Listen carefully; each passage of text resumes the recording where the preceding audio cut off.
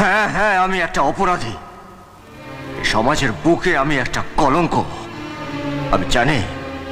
আমি জানি যে তুমি আমাকে ঘেন্না করো, আমাকে তুমি একটা ঘৃণ্য মানুষ ভাবো, কিন্তু কোনো মানুষ তার নিজের ইচ্ছে খারাপ হয় না।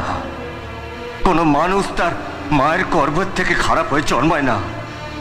কোনো চোর আনন্দে চুরি করে না, কোনো ডাকাত আনন্দে ডাকাতি করে না, কোনো বেশ্যা তার নিজের ইচ্ছাতে নিজের শরীর বেচে না।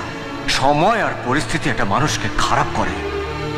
তুমি খুব ভালো করে জানো যে একটা দরিদ্র মৃত মানুষের ভাগ্যে একটা চিতার কাঠও চটে না।